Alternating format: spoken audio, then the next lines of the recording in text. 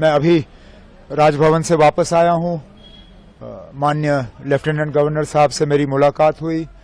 मुलाकात के दौरान मैंने उन्हें नेशनल कॉन्फ्रेंस, कांग्रेस, सीपीएम, आम आदमी पार्टी और जिन इंडिपेंडेंट्स के तरफ से नेशनल कॉन्फ्रेंस को समर्थन की चिट्ठी मिली है, उन्हें उन चिट्ठियों को मैंने लेफ्टिनेंट गवर्नर साहब के हवाले किए और उनसे गुजारिश की कि जल्द से जल्द वो तारीख मुकर्रर करें ताकि यहाँ ओथ लिया जाए और लोगों की चुनी हुई हुकूमत जो है अपना काम संभाले। किस तारीख को सर ओथ सेरेमनी?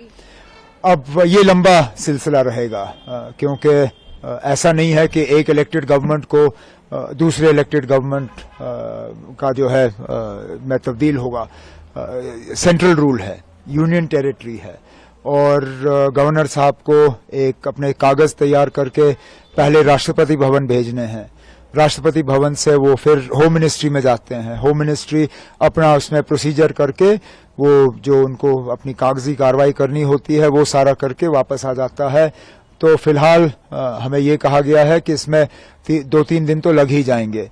तो अगले हफ्ते ट्यूसडे वेंसडे से पहले मुझे उम्मीद नहीं है। उम्मीद की जा रही है कि अगर ये सारा जल्दी हो जाता है तो वेंसडे को हम ओथ सेरेमनी यहाँ कर लेंगे। ऐसा कयास लगाया जा रहा था कि इंडिया अलायंस के तमाम बड़े नेता इस ओथ सेरेमनी में मौजूद रह सकते हैं, तो किन अब आप अभी वो आप फारूक साहब से बात करिए। इंडिया ब्लॉक के लीडर वो हैं और इन्विटेशंस अगर जाएंगे तो उनके तरफ से जाएंगे। मुझे जिनको इनवाइट करना होगा वो अपनी तरफ से मैं कल बैठ के उन्हें जो है दावत दूंगा।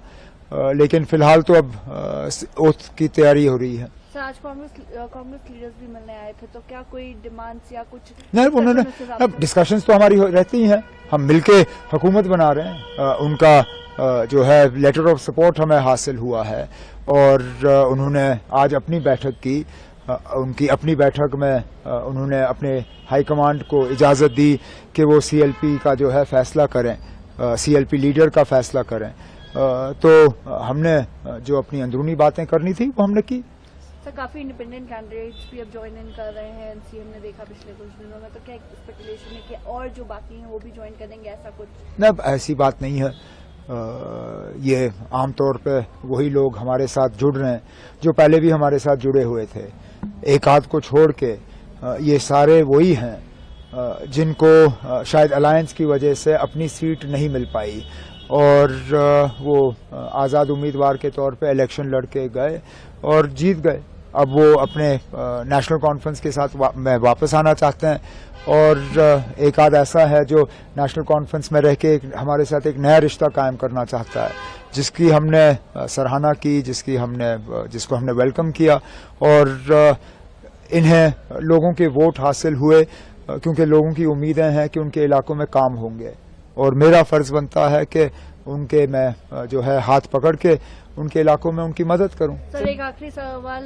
इल्तिजा मुफ्ती जी क्लेम कर रही हैं कि बिज बिहारा में एनसी के वर्कर्स जो है वैंडलिज्म कर रहे हैं, they are attacking their workers. How do मुझे कुछ नहीं कहना इसमें। ये अब अगर किसी तरह का सबूत है तो वो पेश करें। जिनके खिलाफ इल्जाम लगे हैं वो तो उनके खिलाफ अब केस करने के लिए तैयार हैं, डेफेमेशन के। अब ये अदालत को फैसला करने दीजिए कौन सही है कौन गलत। सर, जम्मू डिवीजन के इग्नोरेंस का एक बड़ा आरोप लगा। कोई इग्नोरेंस नहीं है ना।